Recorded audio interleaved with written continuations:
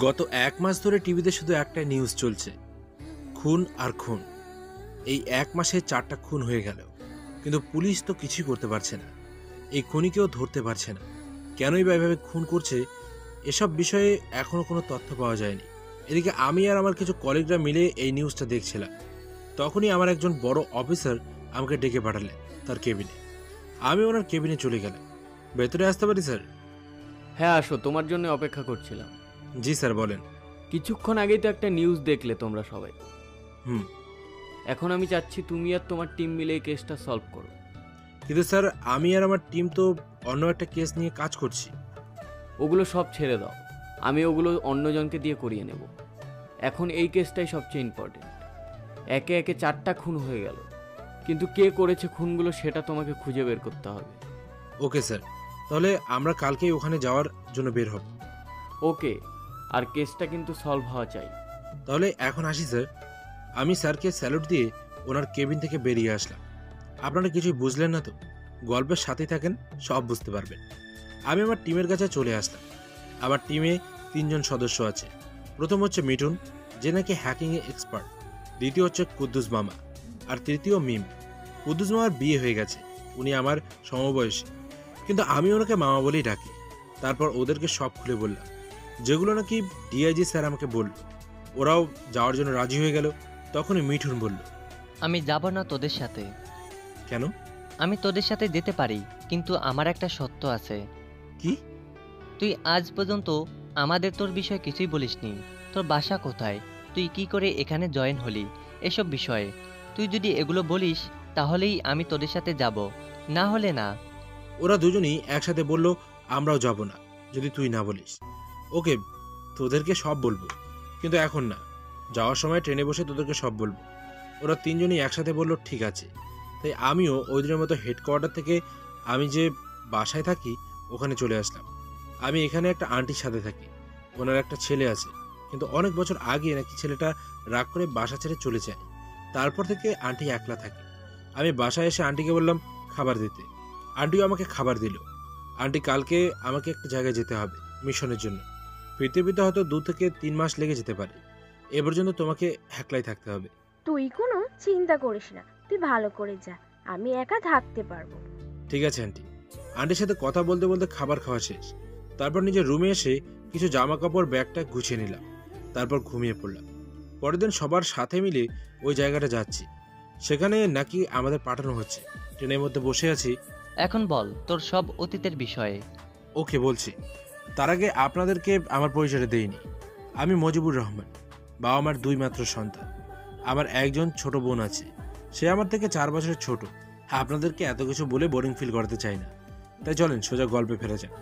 সকালবেলা বাড়ির সামনে বসে আমার সাইকেলটা মুছতেছিলাম, কারণ অনেকদিন হয়ে গেছে সাইকেলটা মোছা হয় না, তাই অনেক খাপসা হয়ে গেছে। তখনই ওপর থেকে কি যেন আমার মাথায় পড়ে গেল। আমি মাথায় হাত দিয়ে দেখি অনেকটা ময়লা। তখনই আমি ওপরে তাকিয়ে দেখি আমার চাচাতো বোন ওর হাতে যে ডাস্টবিন ছিল ওটা আমার মাথার উপর ঢেলে দিয়েছে। এই, তুই আমার উপর এসব ফেললি কেন? ওই ছোট লোক, তুই আমার বাসার সামনে বসে আছিস কেন? তুই যদি আমার বাসার সামনে বসে না থাকতি, তাহলে কি আমি এগুলো তোর মাথায় ফেলতাম? এই জন্য তুই এগুলো আমার মাথায় ফেলে দিবি? হ্যাঁ দিব, 100 বার দিব। তুই যা আমার চোখের সামনে থেকে, তোকে দেখলেও আমার পুরো দিনটা খারাপ যায়। এটা বলেই ও বাসার ভেতরে চলে গেল। ও আর কেউ না, আমার একমাত্র চাচাতো বোন। ওর নাম মাসুমা। অহংকারের জন্য ওর পা মাটিতে পড়ে না। দেখতে আবার অনেক সুন্দর।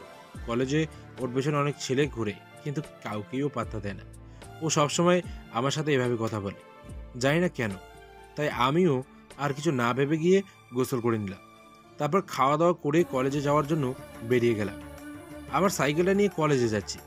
যখনই আমার সাইকেলটা কলেজের ভেতর ঢোকাতে যাব, তখনই মাসুমা এসে আমার সাইকেলটাই একটা ধাক্কা দিল ওর স্কুটি দিয়ে। আর আমি সাইকেল থেকে নিচে পড়ে গেলাম। নিচে পড়ে গিয়ে আমার হাত কিছুটা কেটে গেল। আমি উঠে ওর কাছে গিয়ে যখনই কিছু বলতে যাব, তখনই ও উল্টো আমাকে একটা থাপ্পড় মেরে দিল। ওই ছোট লোক, তুই দেখে সাইকেল চালাতে পারিস না? তোর সাইকেলের জন্য দেখ তো আমার স্কুটিটার কি হলো। তখন আমি উল্টে ওকে একটা থাপ্পড় মেরে দিলাম। এই, তুই নিজেকে কি মনে করিস বলতো?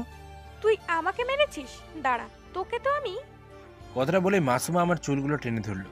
আহ, ছাড়, আমার লাগছে। কিন্তু ও আমার চুলগুলো ছাড়ছে না, তাই আমি ওকে দিলাম একটা ধাক্কা, আর ও গিয়ে ওর স্কুটির ওপর পড়ে গেল। ওকে এভাবে রেখেই আমি কলেজের ভেতরে চলে আসলাম। একে একে সবগুলো ক্লাস শেষ হয়ে গেল, কিন্তু মাসুমাকে আর আমাদের ক্লাসে আসতে দেখলাম না। আসলে মাসুমা আমার সাথেই পড়ে। ক্লাস শেষে ক্যাম্পাসের বন্ধুদের সাথে অনেকক্ষণ আড্ডা দিয়ে বাসায় চলে আসলাম। বাসার ভেতরে যাওয়ার সাথে সাথেই আম্মু আমাকে একটা থাপ্পড় মারলো। আমি গালে হাত দিয়ে আম্মুর দিকে তাকিয়ে রইলাম। তোকে কতবার বলেছি তুই মাসুমার পেছনে লাগবি না। আমি ওর পেছনে লাগতে যাবো কেন? ও নিজেই তো আমার পেছনে লাগে। তুই জানিস কিছুক্ষণ আগে মাসুমার আব্বু এসে আমাকে কতগুলো কথা শুনিয়ে গেছে। তুই ওকে কেন মারতে গেলি বলতো? আমি কিছু করিনি। ও নিজেই আমার সাইকেলে ধাক্কা মেরে তারপর এসে আমাকে থাপ্পড় দেয়, তাই আমি উল্টো ওকে থাপ্পড় মেরে দিয়েছি। হয়েছে, এখন যা গিয়ে ফ্রেশ হয়ে আয়, আমি তোর জন্য খাবার দিচ্ছি। মিনা আসেনি এখন স্কুল থেকে? হ্যাঁ এসেছে, ওর রুমে আছে। আব্বু বাসায় নেই, কোম্পানির কাজের জন্য একটু দেশের বাইরে গিয়েছে। আমি নিজের রুমে গিয়ে ফ্রেশ হয়ে আছি। আম্মু আর বোনের সাথে খাবার খেয়ে একটু বাইরে আসলাম বোনদের সাথে কিছুক্ষণ আড্ডা দেওয়ার জন্য। আমার দুজন বেস্ট ফ্রেন্ড আছে, এক বিকি, দুই মিজান। তিনজন বসে একসাথে চা খাচ্ছি। তোর চাচাতো বোনকে যে ভালোবাসি এই কথা ওকে জলদি বলে দে, না হলে দেখবি অন্য কেউ ওকে প্রপোজ করে দিয়েছে। আরে ওকে কিভাবে বলবো? ওর সাথে কথা বলেই তো শুধু ঝগড়া করে। তুই ওর সাথে ঝগড়া করতে থাক, দেখবি কোনো একদিন কোনো একজন এসে ওকে বিয়ে করে নিয়ে চলে গেছে। আরে সময় আসুক তারপর বলবো। ওদের দুজনের সাথে আর অনেকক্ষণ আড্ডা দিয়ে রাতের বেলা বাসায় আসলাম। রাতের খাওয়া দাওয়া করে ঘুমিয়ে পড়লাম। পরের দিন কলেজে আসলাম। আমার দুই হারামি বন্ধুগুলোকে দেখলাম ওদের গার্লফ্রেন্ডের সাথে বসে আছে, তাই আমি ওদের কাছে গেলাম। কিরে আজকে এত দেরি হলো কেন? আরে বলিস না, ঘুম থেকে উঠতে দেরি হয়ে গেছে। আজকে ভাবছি মাসুমাকে প্রপোজ করব। ওহ তাহলে তো অনেক ভালো, যা গিয়ে প্রপোজ করে দে, তারপর দেখ কি হয়। আমি কলেজের বাইরে গিয়ে একটা গোলাপ ফুল কিনে নিয়ে আসলাম। তারপর মাসুমার জন্য অপেক্ষা করতে লাগলাম। কিছুক্ষণ পর দেখলাম ওর স্কুটি নিয়ে কলেজে আসছে। ও স্কুটি রেখে আসতে লাগলো। কি হলো এইভাবে কি দেখছিস? যা গিয়ে প্রপোজ কর। আমি গিয়ে মাসুমার সামনে দাঁড়ালাম। ওই এভাবে সামনে দাঁড়ালি কেন? সর সামনে থেকে। দাঁড়াও, তোমার সাথে কিছু কথা আছে। কি বলবি জলদি বল, আমার বান্ধবীরা অপেক্ষা করছে। আমি মাসুমার দিকে ফুলটা বাড়িয়ে দিয়ে আই লাভ ইউ। ছোট লোক, আমার সাথে প্রেম করে রাতোরাত কোটিপতি হওয়ার ধান্দা তোর? দেখো, আমি কিন্তু তোমার টাকাকে ভালোবাসি না, আমি তোমাকে ভালোবাসি।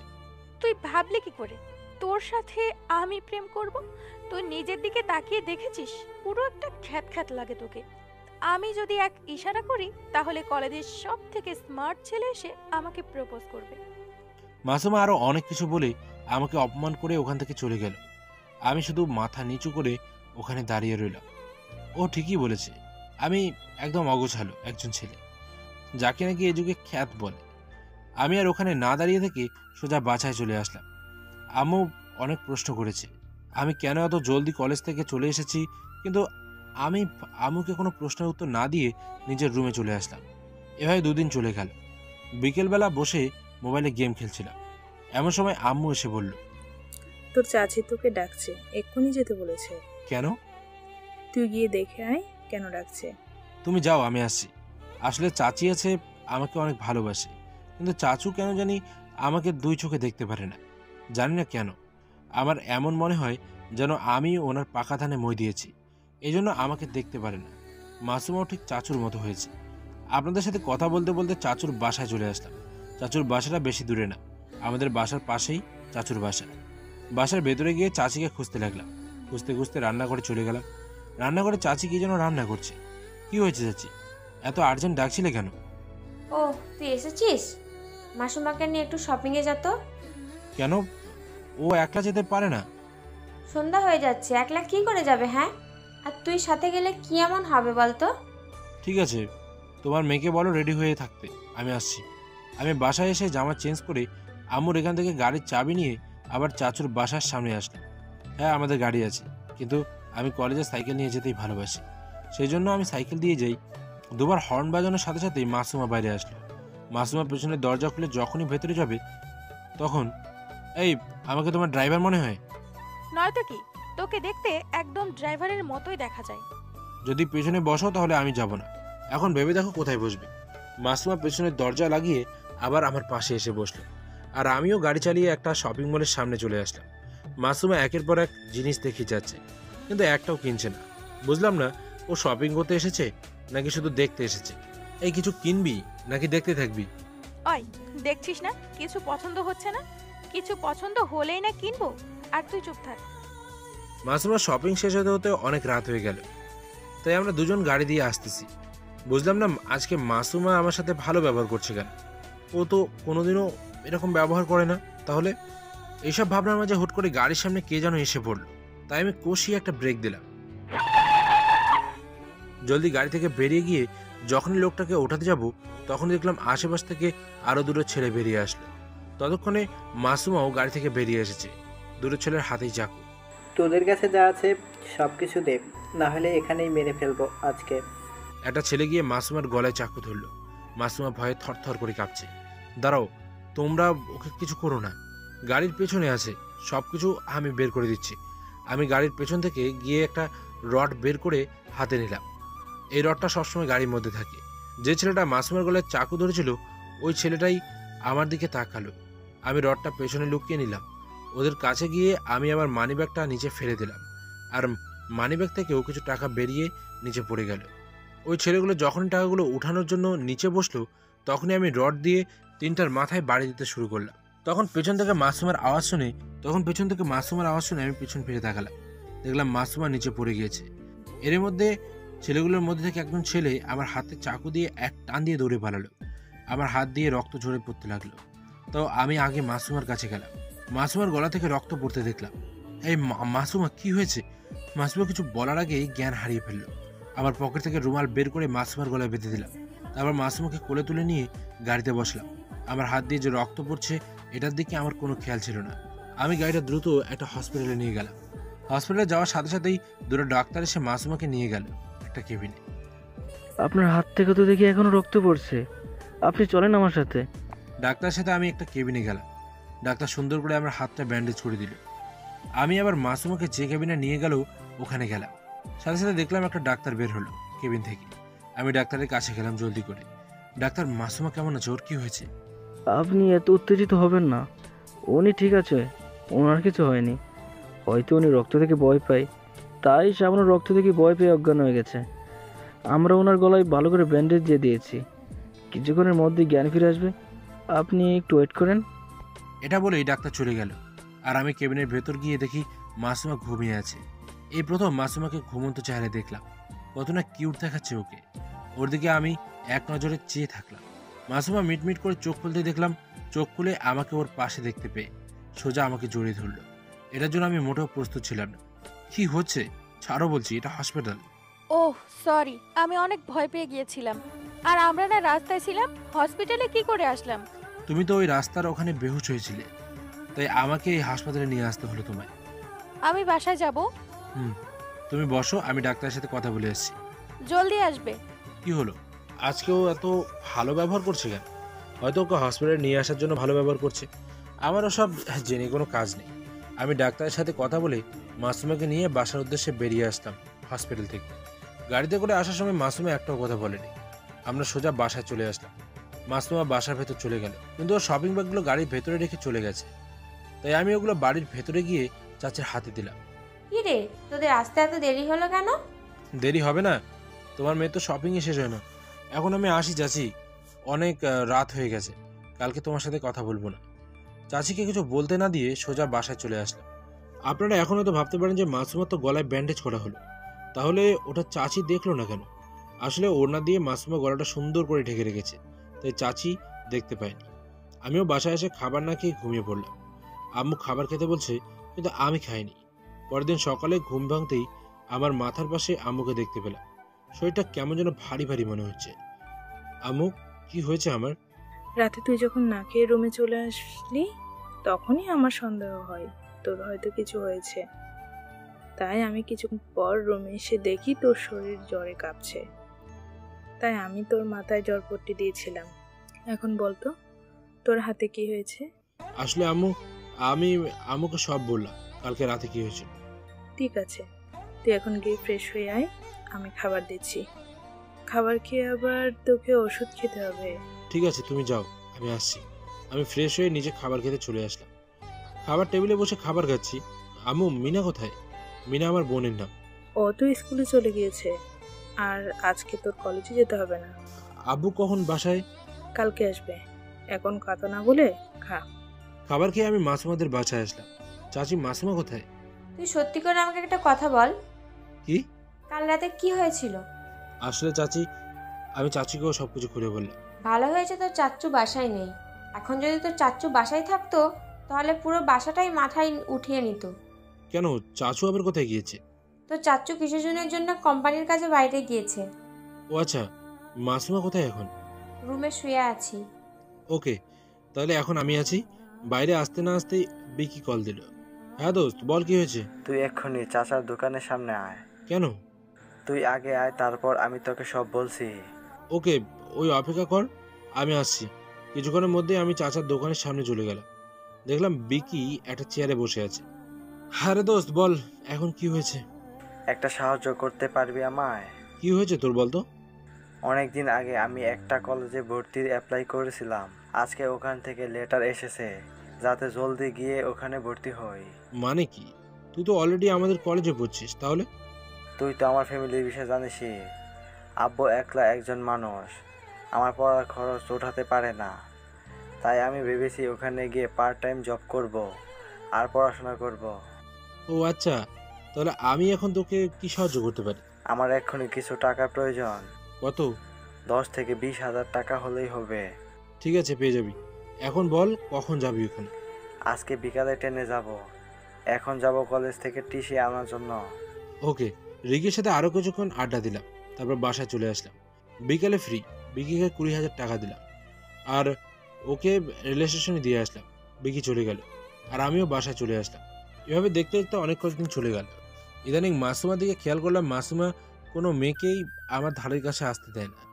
এই তো ওই দিনে একটা কাহিনী, আমি আমার ক্লাসের একটা মেয়ের সাথে কথা বলছিলাম, তখন মাসুমা এসে মেয়েটাকে বলল, ওই, তুই মজিবরের সাথে এভাবে ঘেঁষে দাঁড়িয়েছিস কেন? দূরে সরে দাঁড়া। মজিবুরের কোনো সমস্যা হচ্ছে না, তাহলে তোর সমস্যা হচ্ছে কেন শুনি? তোকে সরে দাঁড়াতে বলছি, তুই সরে দাঁড়া। এত কথা বলছিস কেন? মাসুমা মেয়েটার দিকে রাগীভাবে তাকাতেই মেয়েটা ভয়ে আর আমার সাথে কথা না বলেই ওখান থেকে চলে যায়। আর মাসুমাও আমাকে আর কিছু না বলে ওখান থেকে চলে যায়।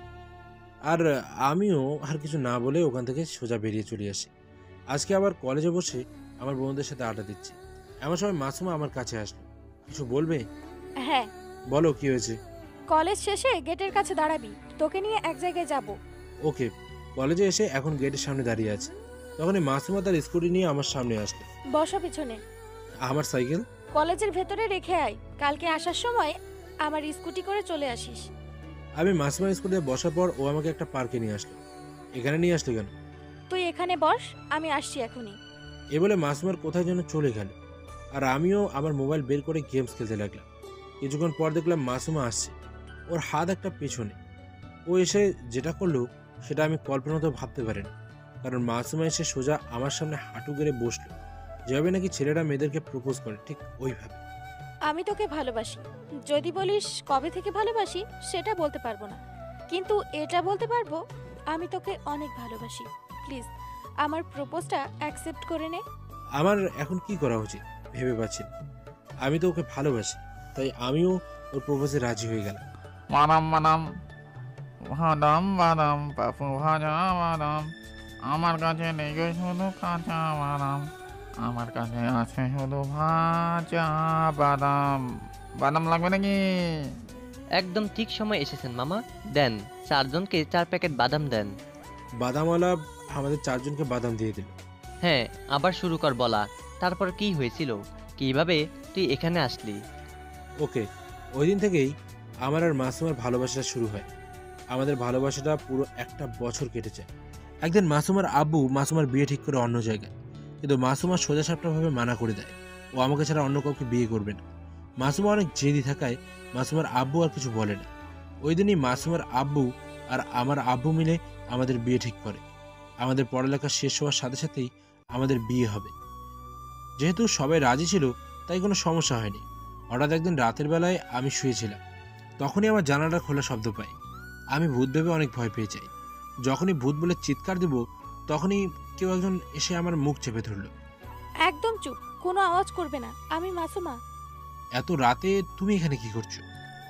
তোমার সাথে রোম্যান্স করতে এসেছি। কি বলছো এসব? আমাদের এখনো বিয়ে হয়নি। তুমি যাও, এখন রুমে যাও। এত কষ্ট করে রুমে আসলাম আর এত জলদি চলে যাব? আমাকে আর কিছু বলতে না দিয়ে আমার ঠোঁটের সাথে ওর ঠোঁট মিশিয়ে দিলাম। পাগলের মতো আমরা ঠোঁট চুষে যাচ্ছি। আমি ওকে যত ছাড়ানোর চেষ্টা করছি ও ততই আমাকে আরও টাইট করে জড়িয়ে ধরেছে। আমি তো একজন পুরুষ মানুষ, কতই বা নিজেকে কন্ট্রোল করতে পারি। তাই আমিও ওর সাথে সাড়া দিতে লাগলাম। আস্তে আস্তে ওইসব হয়ে গেল, যেটা নাকি বিয়ের পর হওয়া উচিত। এখন যেটা হলো সেটা কি ঠিক হয়েছে বলো তো? কেন ঠিক হবে না? আমরা তো বিয়ে করবই, তাই না? বিয়ের পর যা হবে তা এখন হয়েছে, তাতে সমস্যা কি? আমি মাসুমাকে জোরে ধরে ঘুমিয়ে পড়লাম। সকালবেলা চোখ খুলে মাসুমাকে দেখতে পাইনি, হয়তো চলে গেছে। আমি এত কিছু না ভেবে ফ্রেশ হয়ে নিচে আসলাম। সকালের নাস্তা করে কলেজের উদ্দেশ্যে বেরিয়ে আসলাম। কলেজের ভেতরে আসতেই 3-4টা ছেলে আমার সামনে এসে দাঁড়ালো। ছেলেগুলো আমার সিনিয়র। কি হয়েছে ভাই, এভাবে সামনে দাঁড়ালেন কেন? তুই মাসুমার থেকে দূরে থাকবি। কেন? কারণ আমি ওকে ভালোবাসি, তোকে যেন ওর সাথে আন না দেখি। কিন্তু ও আমাকে ভালোবাসে। তখনই রনি আমার কলার চেপে ধরে বলল, তোর ভালোবাসা আমি বের করব, তুই শুধু অপেক্ষা কর, দেখ তোর সাথে কি হয়। কথাটা বলে আমাকে ধাক্কা দিয়ে ও চলে গেল। কি হয়েছে রে রনি, এইভাবে তো কলার চেপে ধরেছিল কেন? আরে আর বলিস না, ওনাকে মাসুমাকে ভালোবাসে, সেই জন্য আমাকে বলতে এসেছিল যাতে আমি মাসুমা থেকে দূরে থাকি, নাহলে নাকি আমাকে কি যেন করবে। আর তুই কি বললি? ওর যা ইচ্ছে করুক, এখন চল ক্লাসে যাওয়া যাক। চল। আমরা সবাই ক্লাসে চলে আসলাম। এক এক করে সবগুলো ক্লাস শেষ হলো।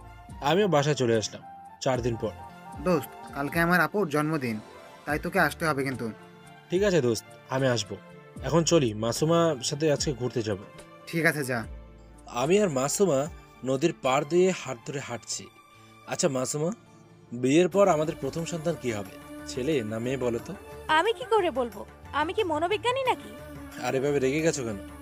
রাখবো না তো কি করব? হ্যাঁ, কি সব উল্টাপাল্টা কথা জিজ্ঞেস করো সব সময়। ওকে। মাসুমার সাথে পুরো বিকেলটা ঘোরাঘুরি করলাম, তারপর বাসায় চলে আসলাম। আজকে মিজানের আপুর জন্মদিন। আম্মু, আজকে আমার আসতে হয়তো একটু রাত হতে পারে। কেন? আজকে মিজানের আপুর জন্মদিন, ওখানে যাব। ওকে, দেখে শুনে যাস। আমি মাসুমাকে যেতে বলেছিলাম, কিন্তু ও বলল যাবে না। তাই আমি একাই মিজানের বাড়ি চলে আসলাম। অনেক সুন্দর করে সাজিয়েছে বাড়িটা। আমি বাড়ির ভেতর গিয়ে আপুকে জন্মদিনের উপহার দিলাম। পার্টি শেষ হতে হতে অনেক রাত হয়ে গেছে, তাই একটা রাস্তা দিয়ে আসছি। মিজান আমার সাথে আসতে চাইছিল, কিন্তু আমি বারণ করে দিয়েছি, আমার সাথে আসতে হবে না, চেনা রাস্তা দিয়ে হাঁটছি। এমন সময় হঠাৎ করে কে যেন আমার মাথায় কিছু একটা দিয়ে বাড়ি দিল। আমি সাথে সাথেই ওখানে অজ্ঞান হয়ে পড়লাম। তারপর কি হলো কিছু মনে নেই। যখন জ্ঞান ফিরল তখন আমি নিজেকে একটা ঘরে পেলাম। মাথাটা প্রচুর ব্যথা করছে। দরজা খুলে আমি ঘর থেকে বেরিয়ে আসলাম, কিন্তু কাউকে দেখতে পেলাম না ওখানে। কোন জায়গা এটা ঠিক চিনতে পারছি না। তাই হাঁটতে হাঁটতে কিছু দূরে চলে আসলাম। তখনই দেখলাম একটা সিএনজি আসছে। আমি আমার পকেটে হাত দিয়ে দেখি মানিব্যাগ আছে, তাই সিএনজিকে দাঁড় করালাম আর আমার বাসার ঠিকানা বললাম যাতে আমাকে ওখানে নিয়ে যায়। অনেকক্ষণ পর আমি বাসা থেকে কিছু দূরে নামলাম। তারপর সিএনজিওয়ালাকে ভাড়া দিয়ে আমি বাসার কাছে আসতে লাগলাম। যতই বাড়ির কাছে আসছি ততই দেখলাম লোকজন কেমনভাবে যেন আমার দিকে তাকিয়ে আছে। এই বিষয়টাই কিছু বুঝতে পারলাম না। আমি ওদিকে ধ্যান না দিয়ে বাসায় এসে নক করলাম। তখন আমার বোন এসে দরজা খুলে দিল, কিন্তু আমার সাথে কোনো কথা না বলেই ভেতরে চলে গেল। আমিও বাসার ভেতরে গিয়ে দেখি চাচু, চাচি, আম্মু, আব্বু, মাসুমা সবাই একসাথে বসে আছে আর মাসুমা কান্না করছে। কিন্তু মাসুমা কান্না করছে কেন সেটা জানার জন্য আমি যখনই গিয়ে মাসুমার হাত ধরতে যাব তখনই আব্বু আমার হাত ধরে ফেলল। খবরদার, তোর এই নোংরা হাত দিয়ে তুই আমার মেয়ের গায়ে হাত দিবি না। কি বলছো তুমি এসব? আমি কি বলছি তুই বুঝতে পারছিস না, নাকি বুঝেও না বোঝার ভান করছিস? কোনটা? আব্বু তুমি কি বলছো? আমি সত্যি কিছু বুঝতে পারছি না। আর তোমরা সবাই আমার সাথে এরকম ব্যবহার করছো কেন? কি এসব? হ্যাঁ, আব্বু আমার হাতে একটা মোবাইল দিল, আর আমি মোবাইলে যা দেখলাম তা দেখে তো নিজের চোখে বিশ্বাস হচ্ছে না। তোর জন্য সমাজে কারোর সামনে এখন আমি ভালো করে চোখ তুলে তাকাতে পারি না। সবাই শুধু ছি করছে। তুই এক্ষুনি বেরিয়ে যা আমার বাসা থেকে। তোর মতো চরিত্রহীন ছেলের কোনো জায়গা নেই আমার বাসায়। আজকেও আম্মু চুপচাপ আছে। আমার এখন কি বলা উচিত? কি করে ওদেরকে বিশ্বাস করাবো ওরা যা দেখছে সব মিথ্যে? এসবের বিষয়ে আমি কিছুই জানি না। আপনাদেরও হয়তো এখন জানতে ইচ্ছে করছে মোবাইলে এমন কি ছিল। তাই না? আচ্ছা বলছি, মোবাইলে এমন কিছু পিক ছিল যেটাতে নাকি দেখা যাচ্ছে আমি একটা মেয়ের সাথে নগ্ন অবস্থায় আছি। বেশ কিছু পিক ওঠানো, ওদেরকে বোঝানোর সুযোগটাও দিল না আমায়। তার আগেই আব্বু আমাকে বাসা থেকে বের করে বাসার দরজাটা লাগিয়ে দিল। বাসা থেকে বেরোনোর সাথে সাথেই আমি মিজানকে দেখতে পেলাম। আমি মিজানের কাছে গেলাম। দোস্ত, তুইও কি আমায় অবিশ্বাস করছিস? তোর কি মনে হয় আমি এসব করতে পারি? সবাই তোকে ভুল বুঝলেও আমি তোকে বিশ্বাস করি। আমি জানি তুই ওসব কিছুই করিসনি। আর বলতো, তুই এই 2 দিন কোথায় ছিলে? 2 দিন কোথায় ছিলাম মানে? আজকে রাতেই তো তোর বাসা থেকে আমি আসার সময়। 1 মিনিট, তুই বাসায় আসার সময় কি রাস্তায় কিছু হয়েছিল? হ্যাঁ, আমি যখন তোর বাসা থেকে আসি তখন হঠাৎ করে কেউ যেন আমার মাথায় একটা বাড়ি দেয় আর আমি অজ্ঞান হয়ে পড়ে যাই। যখন আমার জ্ঞান ফিরল তখন আমি আমাকে একটা ঘরের ভেতর আবিষ্কার করি। আর বাসায় আসার পর এগুলো হলো। আমি এখন কি করবো দোস্ত, কিছু বুঝতে পারছি না। আচ্ছা দোস্ত, তুই চিন্তা করিস না। তুই চল আমার সাথে আমার বাসায়। আঙ্কেল আন্টি এখন তোর উপর রেগে আছে। ওদের রাগ কমলে দেখবি তোকে আবার খুঁজে নেবে। আমি মিজানের সাথে ওর বাসায় গেলাম। মনে হয় আজকে আমার কপালটাই খারাপ, তাই মিজানের বাসায় আমার ঠাঁই হলো না। মিজানের বাসায় যাওয়ার সাথে সাথেই ওর আম্মু বলল, মিজান, তুই এই ছেলের সাথে কি করছিস? আর ওর সাথে থাকলে তুইও খারাপ হয়ে যাবি।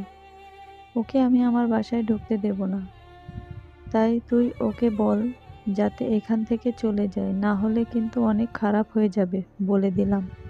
আমাকে ক্ষমা করে দে দোস্ত, আমি তোকে সাহায্য করতে পারলাম না। না রে দোস্ত, তোর আম্মু ঠিকই বলেছে, আমি একজন খারাপ ছেলে। আমি চলি রে, ভালো থাকিস। আর পারলে আমার আব্বু আম্মুর একটু খেয়াল রাখিস। এটা বলে আমি ওখান থেকে চলে আসলাম। জানি না কোথায় যাব, কিন্তু এখানে আর থাকবো না এটা ভেবে নিলাম। তাই পকেট থেকে মানিব্যাগ বের করে দেখলাম কিছু টাকা আছে। হাঁটতে হাঁটতে একটা বাস স্টেশনে এসে একটা বাসে উঠে বসলাম। অজানা গন্তব্যের উদ্দেশ্যে চললাম। বাস কন্ডাক্টরের এখান থেকে টিকিট কেটে নিলাম। মাথাটা প্রচুর ব্যথা করছে, তাই বাসের সিটে কখন যে ঘুমিয়ে পড়েছি নিজেও জানি না। ঘুম ভাঙলে অনেক লোকের চিল্লাচিল্লির আওয়াজ শুনে বাসাটা তার গন্তব্যে পৌঁছে গেছে, সেজন্য সবাই নেমে যাচ্ছে, তাই আমিও নেমে আসলাম। তখনই মোবাইলের রিংটোন বাজতে লাগলো। মোবাইল বের করে দেখি আম্মু কল দিয়েছে, কিন্তু আমি কলটা রিসিভ করলাম না। কল কেটে দিয়ে মোবাইলটা সুইচ অফ করে আবার পকেটে রেখে দিলাম। এখন কোথায় যাব কিছুই ভাবতে পারছি না। রাস্তার এক পাশ দিয়ে হাঁটছি, এদিকে রাতও হয়ে গেছে, তাই ঘুমানোর জন্য একটা জায়গা খুঁজতে লাগলাম। রাস্তার এক পাশে দেখলাম অনেকগুলো লোক শুয়ে আছে, তাই আমিও গিয়ে ওদের সাথে শুয়ে পড়লাম। পেটে প্রচুর খিদা, কিন্তু খাবার খাওয়ার মতো একটা টাকাও নেই। ওভাবে শুয়ে রয়েছি, কিন্তু ঘুম আসছে না। পেটে ক্ষুধা থাকলে যে ঘুম আসে না সেটা আজকে বুঝতে পারলাম। আব্বু আম্মু থাকাটা কত জরুরি সেটা এখন হাড়ে হাড়ে টের পাচ্ছি। একবার মন যাচ্ছিল মোবাইল বের করে আম্মুকে কল দেই, কিন্তু কোন মুখ নিয়ে কল দেব, তাই আর কল দেইনি। এভাবে আর 2 দিন কেটে গেল। আমার কাছে যে মোবাইলটা ছিল ওটা বিক্রি করে দিয়েছি। একটা বাসা খোঁজার অনেক চেষ্টা করেছি, কিন্তু কোথাও একটা বাসা খুঁজে পেলাম না। ক্লান্ত হয়ে এখন একটা দোকানে বসে চা খাচ্ছি। এমন সময় মনে হলো কেউ আমায় নাম ধরে ডাকছে, কিন্তু কে আমায় নাম ধরে ডাকবে এটা আমার মনের ভুল ভেবে ওদিকে তাকালাম না। তখন লোকটা এসে আমার কাঁধে হাত রাখলো, আর পেছনে ফিরে তাকিয়ে যাকে দেখলাম তাকে দেখে আমি ওকে জড়িয়ে ধরে কেঁদে দিলাম। বন্ধু, তোর এই অবস্থা কেন? কি হয়েছে তোর? তুই কান্না করছিস কেন? প্লিজ আমাকে সাহায্য কর। কি হয়েছে তোর সেটা তো বল আমায়। বন্ধু, আমার সব শেষ হয়ে গেছে। তুই আগে বস এখানে, এখন বল আমার তোর সাথে কি ঠিক হয়েছে। আমি বিকিকে সবকিছু খুলে বললাম। প্লিজ বন্ধু, তুই আমাকে এখন একটু সাহায্য কর। তোকে ছাড়া আমার আর কোনো উপায় নেই এখন, তুই মানা করিস না। তুই এভাবে বলছিস কেন?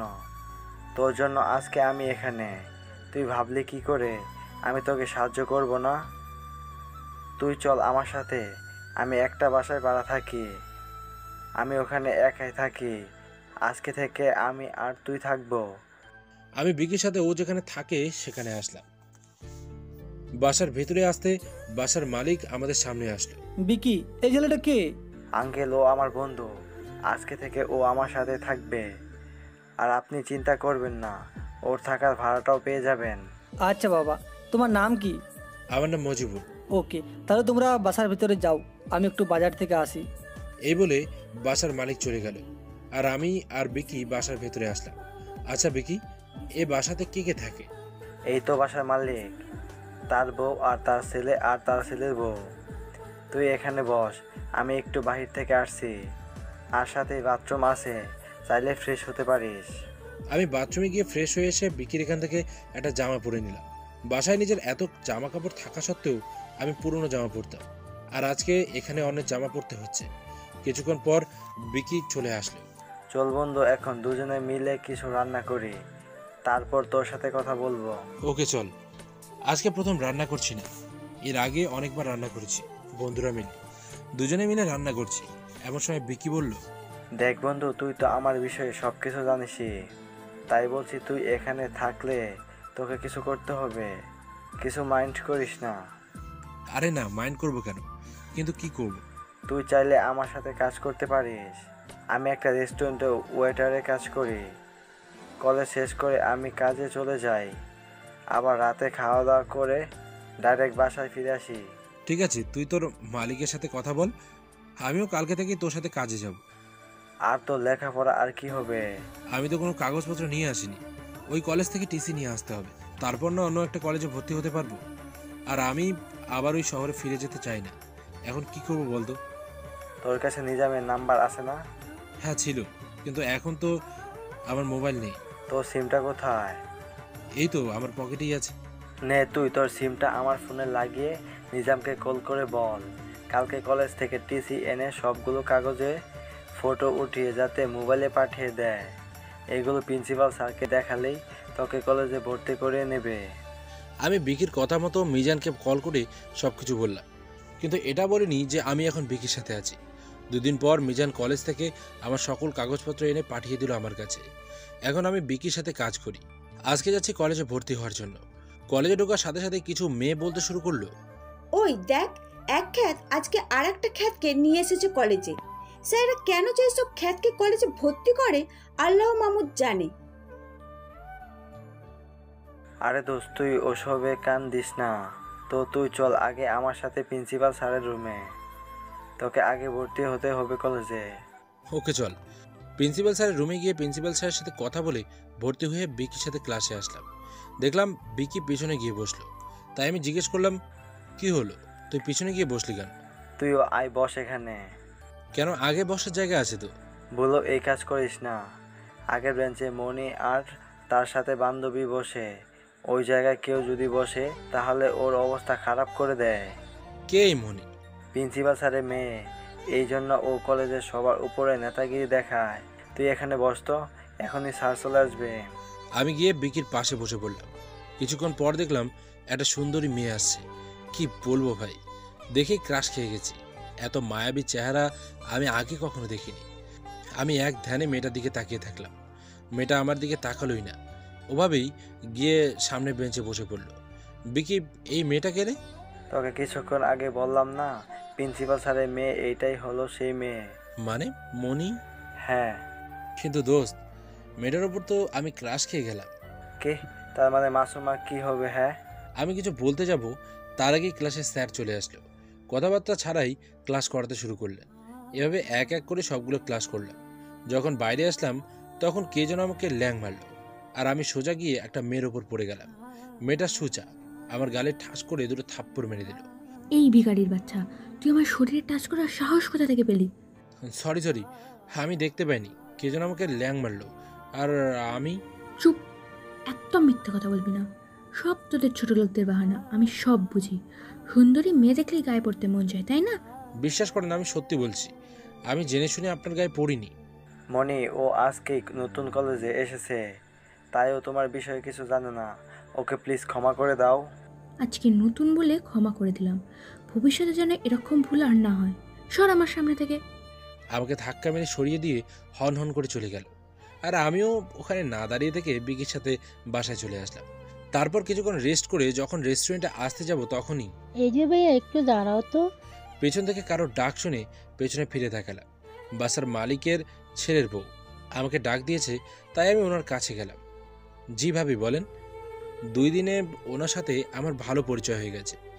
উনি বলেছে ওনাকে ভাবি বলে ডাকতে। কাজ থেকে ফেরার সময় এই চামানগুলো একটু কষ্ট করে নিয়ে আসবে তো।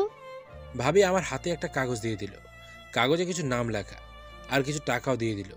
আচ্ছা ভাবি, আমি নিয়ে আসবো। তারপর দুজন মিলে রেস্টুরেন্টে চলে আসলাম। এভাবে দেখতে দেখতে আরও কিছুদিন চলে গেল। এখন কলেজে সবাই আমাকে খ্যাত উপাধি দিয়ে দিয়েছে।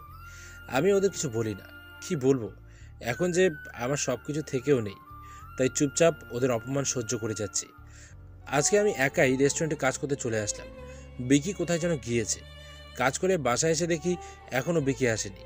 অনেক রাত করে বিকি বাসায় আসলো, তাই ওকে আমি জিজ্ঞেস করলাম, কী রে, কোথায় ছিলি? তখনই বিকি আমার মুখে একটা মিষ্টি ঢুকিয়ে দিল। দোস্ত, আমার চাকরি হয়ে গেছে। অনেক দিন ধরে চাকরির জন্য ট্রাই করতেছিলাম, আজকে ফাইনালি হয়ে গেছে। কালকে আমার চাকরির ট্রেনিং এর জন্য যেতে হবে। বিকির চাকরির কথাটা শুনে অনেক খুশি হলাম, কিন্তু আবার খারাপও লাগছে, কারণ এখন থেকে আমায় একাই থাকতে হবে।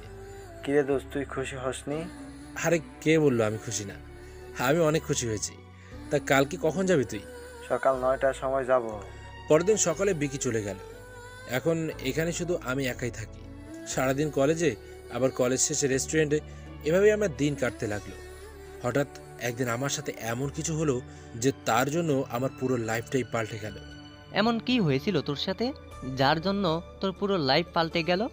আমরা যেখানে ট্রেন থেকে নামি ওইখানে চলে এসেছি, তাই আমি ওদেরকে বললাম, তোদেরকে আমার কাহিনী পরে বলবো, এখন চল ট্রেন থেকে নামি, নাহলে ট্রেন আমাদের নিয়ে আবার চলে যাবে। দেখেছিস, কথা বলতে বলতে কখন যে জায়গা মতো চলে আসলাম বুঝতেই পারিনি। আচ্ছা, আমাদেরকে নিতে কেউ আসবে না? না, কেউ আসবে না। এখন চল এই জায়গায়। ডিআইজি স্যার আমাকে একটা ঠিকানা দিয়ে পাঠিয়েছে, ওখানে নাকি আমাদের থাকার ব্যবস্থা করা হয়েছে। এখন চল, যাওয়া যাক। হ্যাঁ চল, কিন্তু তোর কাহিনীটা? ওটা অন্য কোনো দিন বলবো।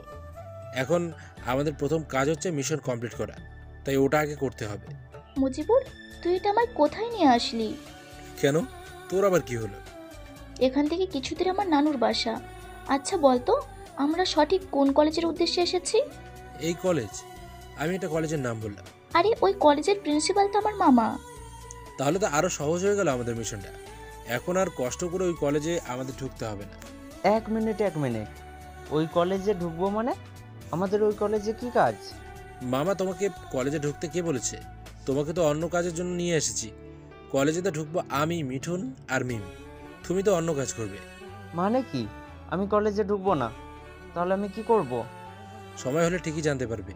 এখন এত কথা না বলে চুপচাপ থাকো। যদি বেশি কথা বলো তাহলে মামিকে ফোন দিয়ে বলবো তুমি অন্য মেয়ের সাথে টাঙ্কি মারছো।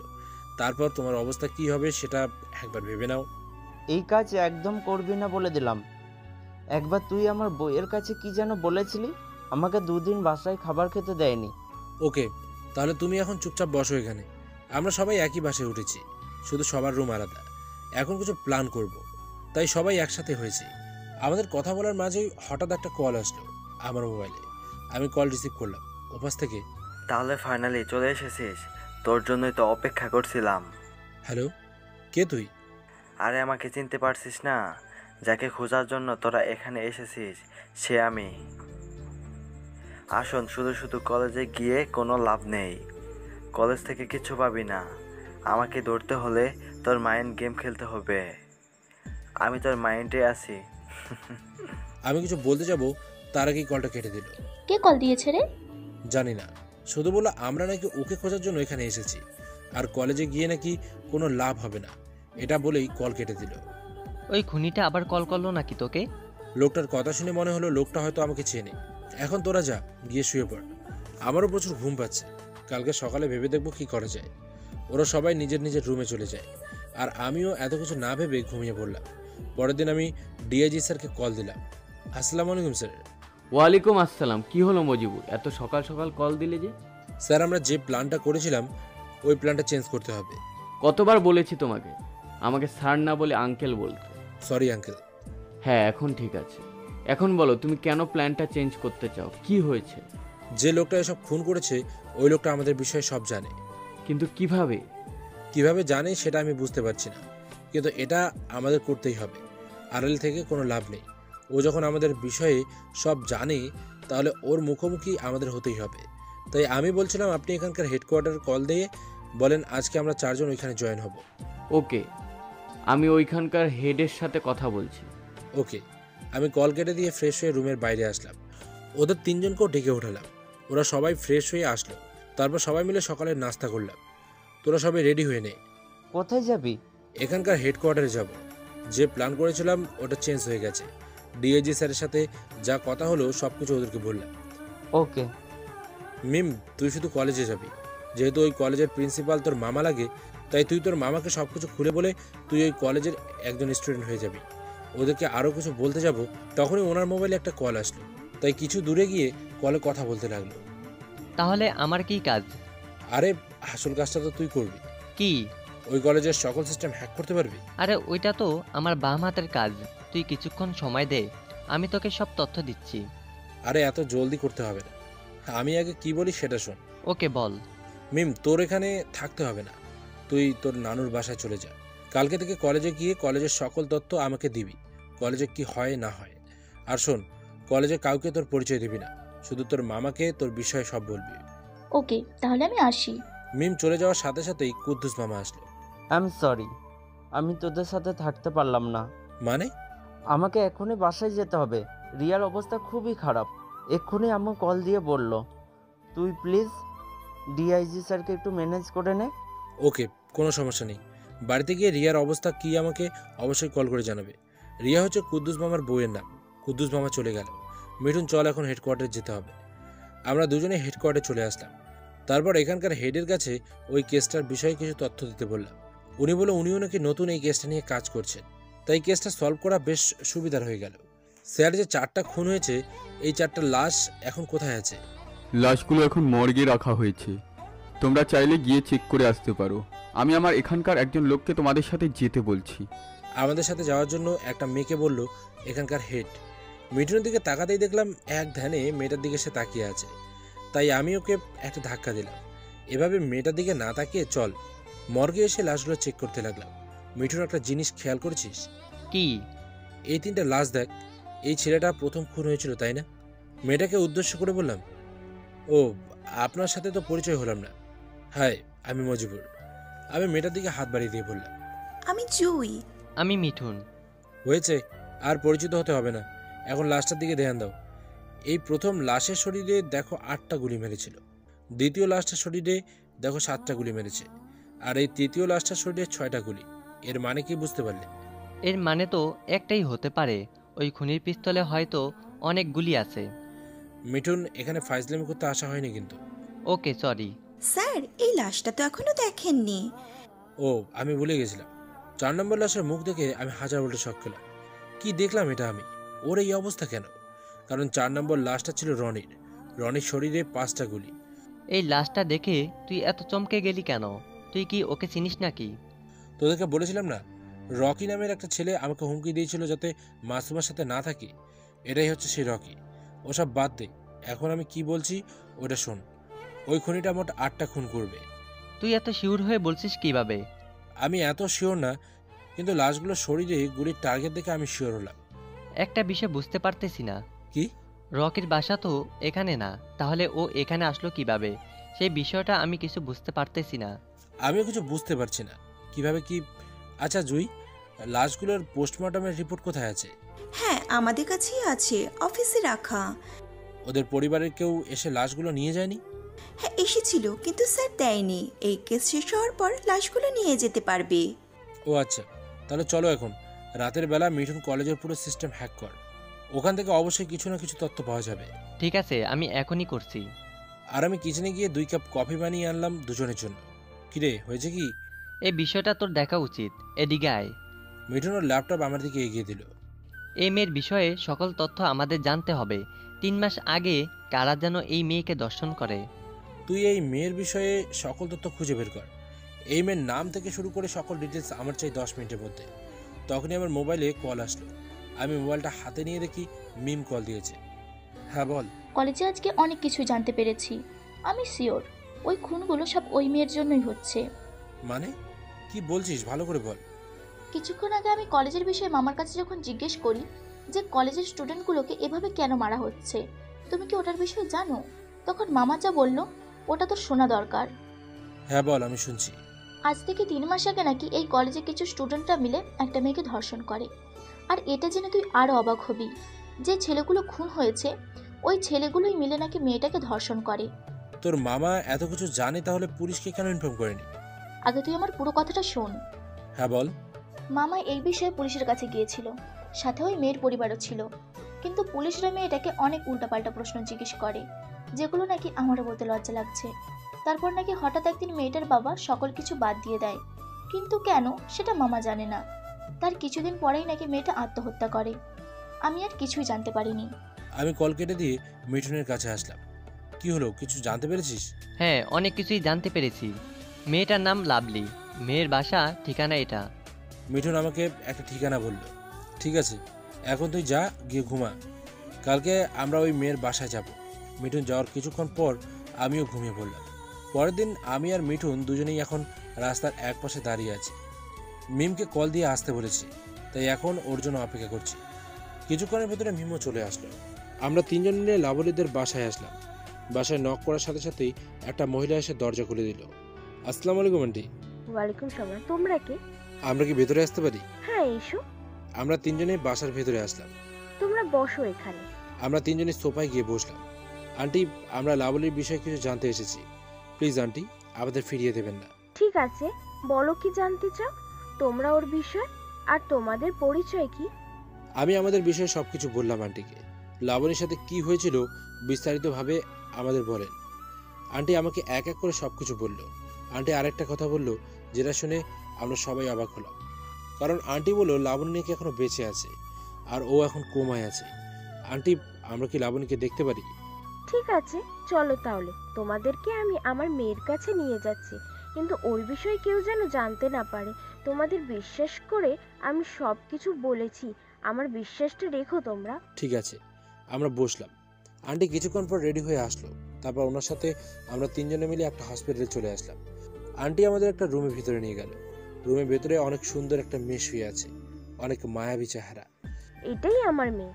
আন্টি, আপনাকে আরেকটা প্রশ্ন করি। হ্যাঁ বাবা, বলো। আপনারা তো থানায় কমপ্লেন করেছিলেন, তারপর আবার কমপ্লেন উঠিয়ে নিয়েছেন কেন? আমার কথাটা শুনে আন্টি কান্না করে দিল। প্লিজ আন্টি, কান্না করবেন না। কি হয়েছিল সব কিছু বলেন আমায়। আমাকে আপনার ছেলের মতো ভাবতে পারেন। আর আঙ্কেলকে তো দেখলাম না, উনি কোথায়? তখন আন্টি বলতে শুরু করলেন, 3 মাস আগে যখন আমরা পুলিশের কাছে কমপ্লেন করতে যাই, তখন পুলিশ অনেক আজে বাজে প্রশ্ন করেছিল আমাদের। তারপর আমরা ওই পুলিশের থেকে আরো বড় একটা অফিসারের কাছে গিয়ে সবকিছু বলি। উনি আমাদের বিষয়টা বুঝতে পারে। যারা আমার মেয়েকে এর সাথে এরকম কাজ করেছে তাদেরকে শাস্তি দেওয়ার জন্য দুজনকে অ্যারেস্টও করে। কিন্তু পরের দিন অনেকগুলো লোক হঠাৎ করে আমাদের বাসায় ঢুকে পড়ে। তারপরে আমাদের মাথায় বন্দুক ঠেকিয়ে বলে আমরা যাতে এই কেসটা উঠিয়ে নিই, নইলে আমাদের সবাইকে মেরে ফেলবে, সাথে আমার মেয়েকেও। ওই দিন রাতে আমার মেয়ে আত্মহত্যা করার জন্য বিল্ডিং থেকে ঝাঁপ দেয়, কিন্তু ভাগ্য ভালো থাকায় ও মরে না, বেঁচে যায়। আমরা সবাই মিলে ওকে যখন হসপিটালে নিয়ে যাই, তখন ডাক্তার বলে নাকি ও কোমায় চলে গিয়েছে, কখনো কোমায় থেকে ফিরবে আসবে ওরা বলতে পারে না। আন্টি, আপনার জানা মতে এমন কি কেউ আছে যে নাকি লাবণীকে ভালোবাসে বা অন্য কিছু? না বাবা, আমার জানা মতে তেমন কেউ ছিল না। ওকে আন্টি, আজকে তাহলে আমরা আসি। তারপর আমরা তিনজনেই হসপিটালের বাইরে চলে আসলাম। এখান থেকে তো জানা গেল না এখন। আন্টি যে মিথ্যে বলছে সেটা কি ধরতে পারিসনি? তুই কি করে বুঝলি যে আন্টি মিথ্যা কথা বলছে? আর উনি যখন কথা বলছিল তখন আমি ওনার চোখের দিকে তাকিয়েছি।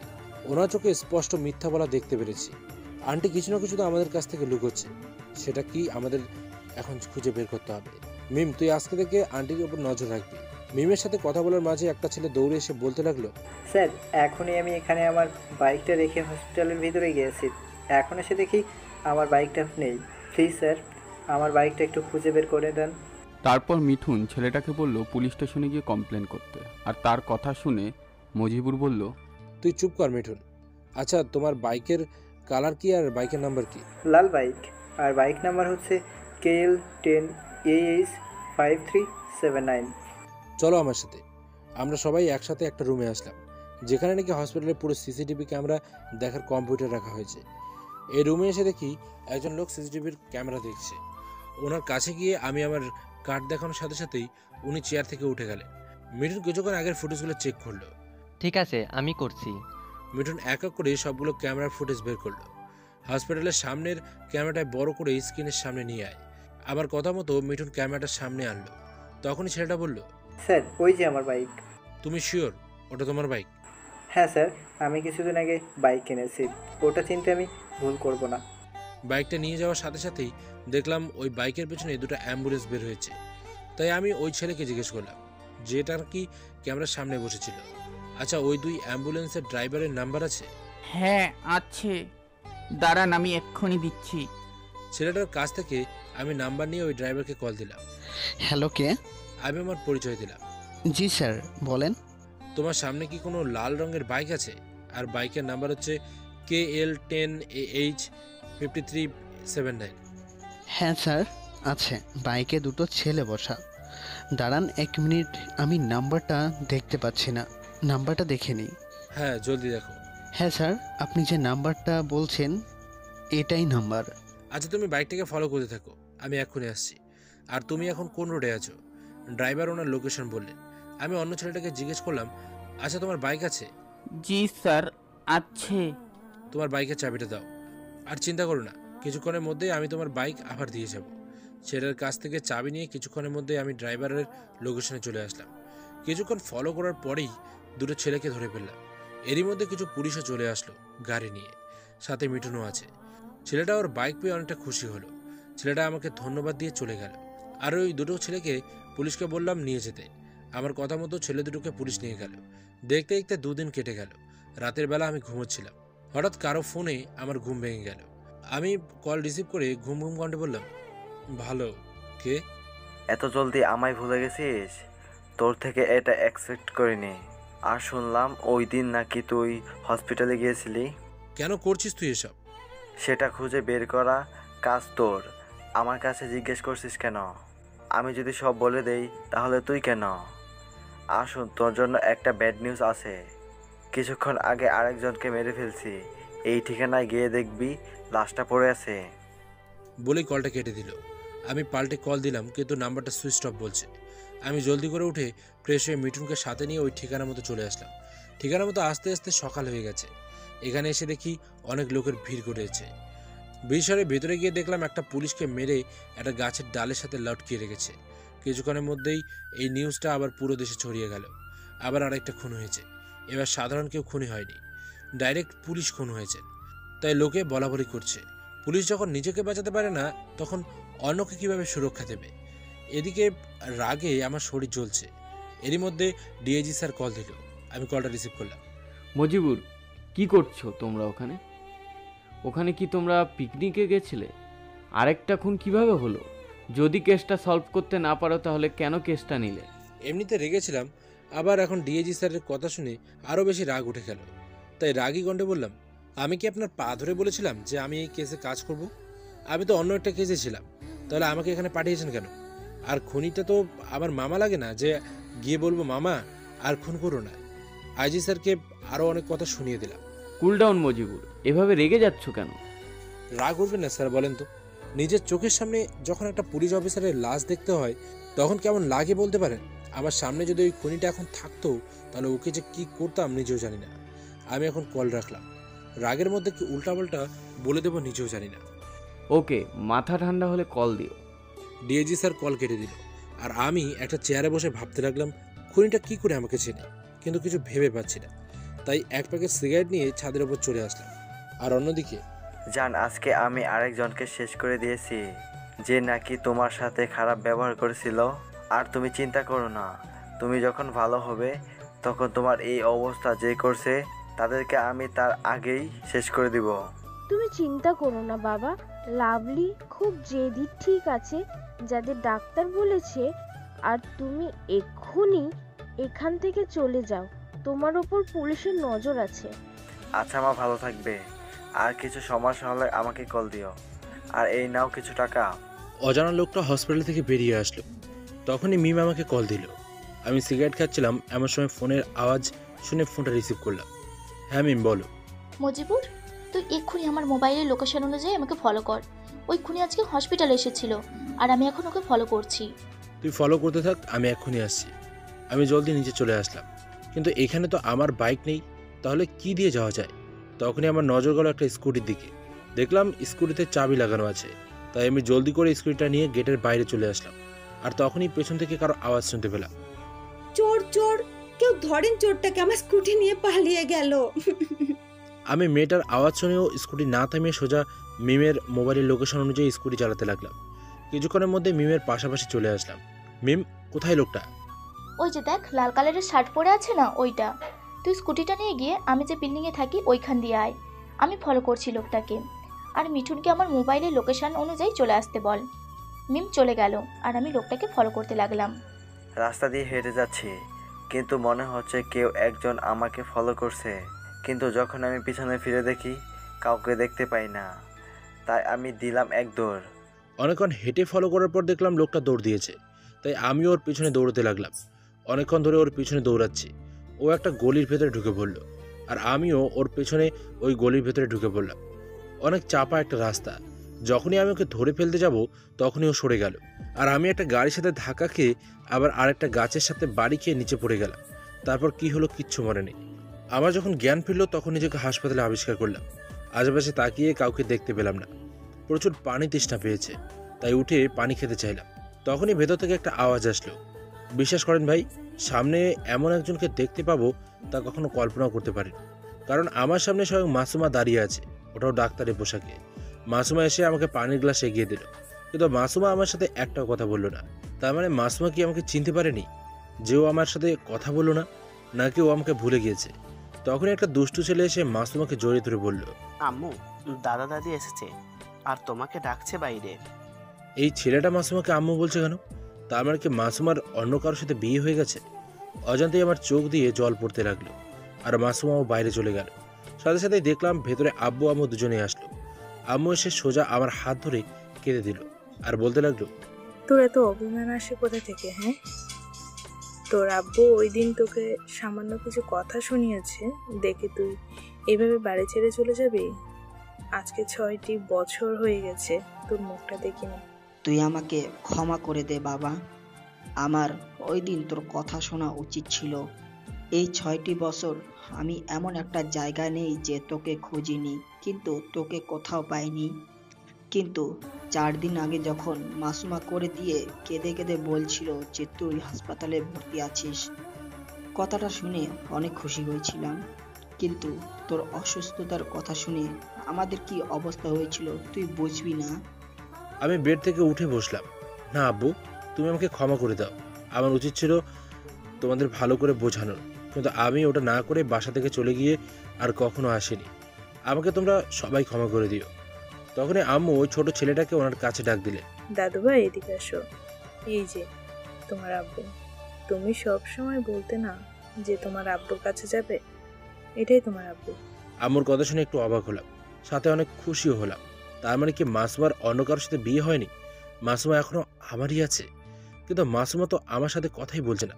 আমি আমার ছেলেকে বুকের সাথে জড়িয়ে ধরে কেঁদে দিলাম।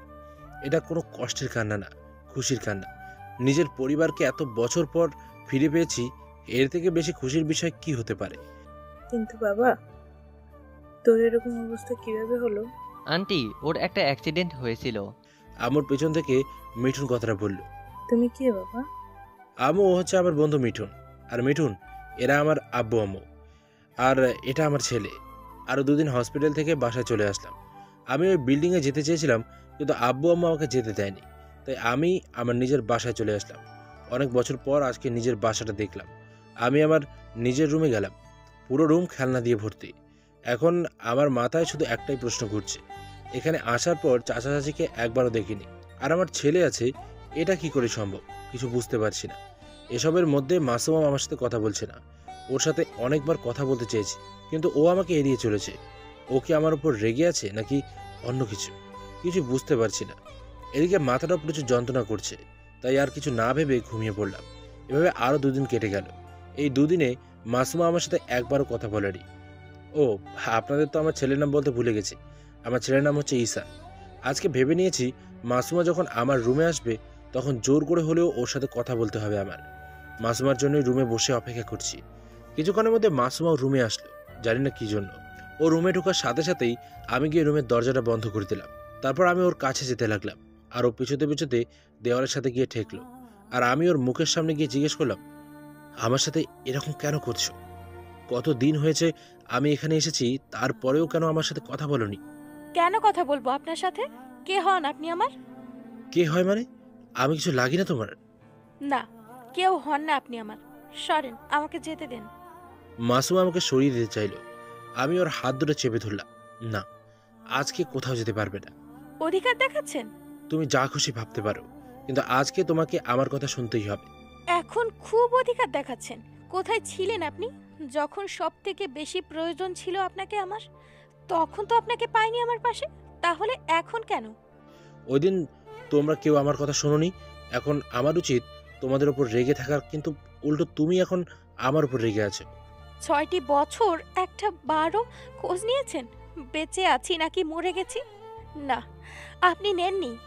জানেন, ছেলেটা যখন জিজ্ঞেস করতো আম্মু আব্বু কোথায়, তখন কেমন লাগতো আমার? আপনি জানতে চাইবেন কেন? আপনার কাছে তো আপনার আব্বুর কথাগুলোই সব থেকে বড় মনে হয়েছে। আজকে নিজেকে অনেক বড় অপরাধী মনে হচ্ছে। আমার উচিত ছিল তাদের খোঁজ খবর নেওয়ার, কিন্তু আমি নেইনি। মাসুমা ওই দিন তো আমার কথা বিশ্বাস করনি, কিন্তু আজকে বিশ্বাস করো, আমি ওই দিন কিচ্ছু করিনি। তোমরা শুধু শুধু আমাকে ভুল বুঝেছো।